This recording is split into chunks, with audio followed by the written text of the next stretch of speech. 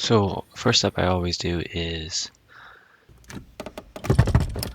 get access and remove the battery. If this is going to be a big job, I'll throw the battery on a trickle charger. And to get access to the spark plugs, we need to remove some of the overhead cowling.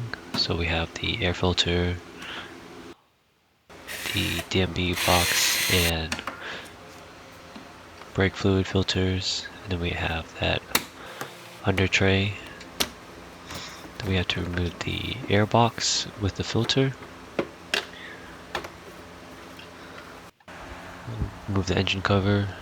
And once we remove the engine cover, then we go to these cross bracing, which is an E18 Torx. And they're torqued down pretty tight, so bolts are basically torqued down based on their diameter. Once you loosen both of them, that one just slides out. Plastic clip here, be careful not to break it. Loosen the electrical wires, and then just pull up on the under engine cover.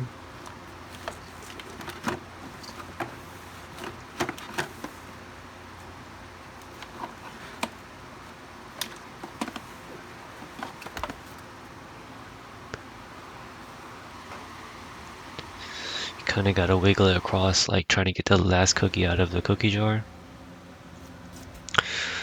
With that out of the way, we have access to at least the first 4 spark plugs, but the last 2 are hidden behind these O2 sensor connectors. So that's either the front or rear bank.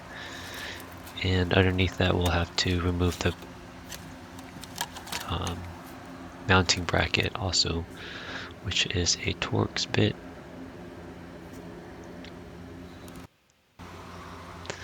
Can really appreciate some of the packaging designs by the engineers.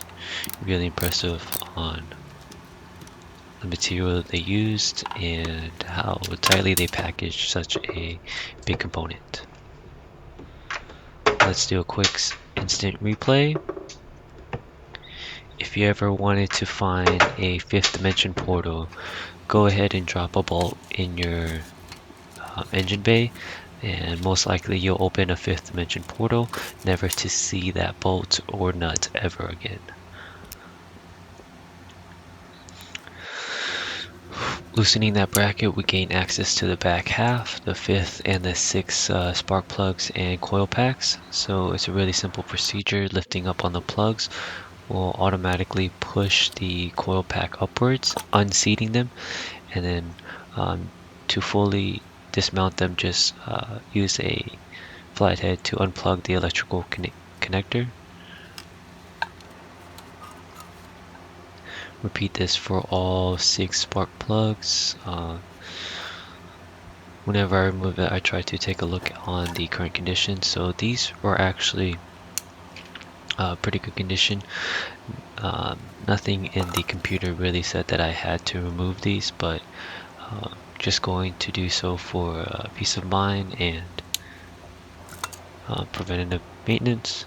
And then I'll just have a set of spares if I ever need any in the future. There's a slight accumulation of rust around the 1st to 5th spark plug coil packs. Here is a thin wall 14mm spark plug wrench.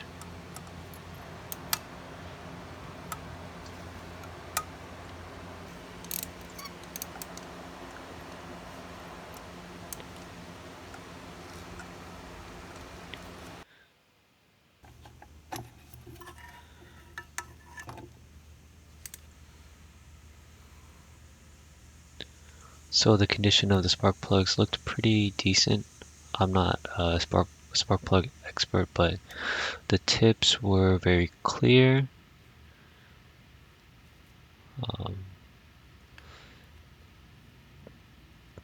They were dry.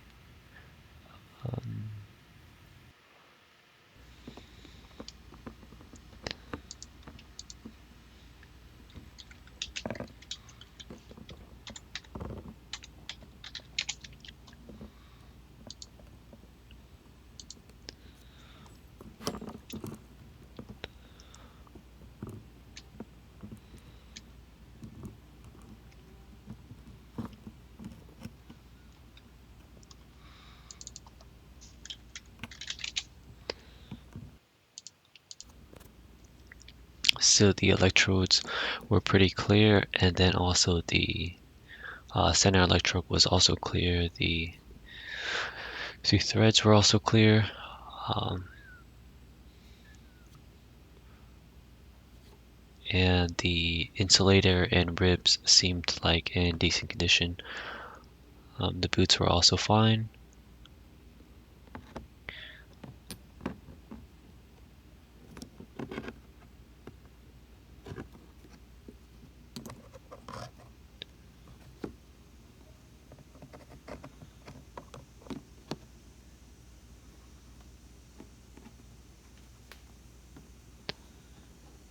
Just just like any good parent, you would like to check up on all your kids to make sure how are they running for the last 60,000 miles. From the health of it, from the looks of it, they all seem to be within spec.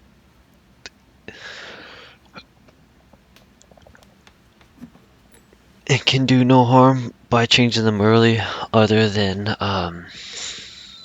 kind of just wasted money if there's really no need to. So I believe the manual or the specification was looking for 0.02 millimeters gaps, or wait, 0.02 inches, or zero point 0.6 millimeters, which kind of brings into the whole debate. Should we really even have inches when it's all based on the metric system?